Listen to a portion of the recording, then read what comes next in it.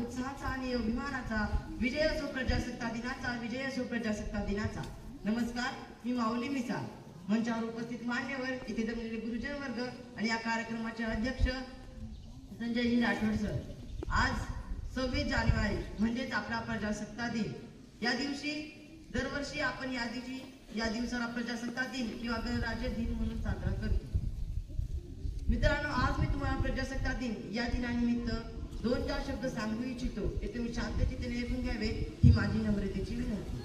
सन 1950 पासून दरवर्षीच आपण या दिवशी हा दिवस प्रजासत्ताक दिन किंवा गणराज्य दिन म्हणून साजरा करतो. आपला भारत देश एक लोकशाही राज्य आहे. म्हणजे लोकांकडून लोकांसाठी चालवलेले राज्य म्हणजे लोकशाही राज्य.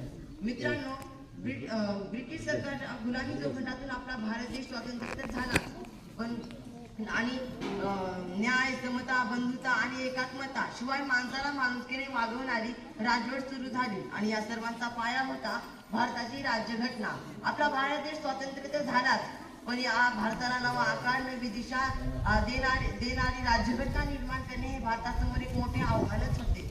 आणि शेवटी ही जबाबदारी भारतरत्न डॉक्टर बाबासाहेब आंबेडकर यांच्यावर सोपवण्यात आली आणि त्यांनी त्या आवश्यकतेखाली ती पूर्णही केली. मित्रांनो, म्हणून तर म्हणतात की अंधारच होता ज्यांच्या नशिबी त्यांनी प्रकाशाचं दान दिलं. की अंधारच होता ज्यांच्या नशिबी त्यांनी प्रकाशाचं दान दिलं. तुमचे मानवे किती उपकार बाबासाहेब, तुम्हीच देशाला संविधानही दिलं, तुम्हीच देशाला संविधानही दिलं. आतापर्यंत आपण 1961 ते 2000 पर्यंतचा कालखंड अभ्यासला, पण 20व्या आणि 21व्या शतकात बदलाचा वेग हा प्रचंड वाढला. मानवी जीवन हे झपाट्याने बदलत गेले. पूर्वी आपण ज्या कल्पनाही करू शकलो नसतो ते आज वास्तवात उतरले आहे. प्राचीन व मध्ययुगीन काळात धर्म ही माणसाची एकमेव ओळख होती.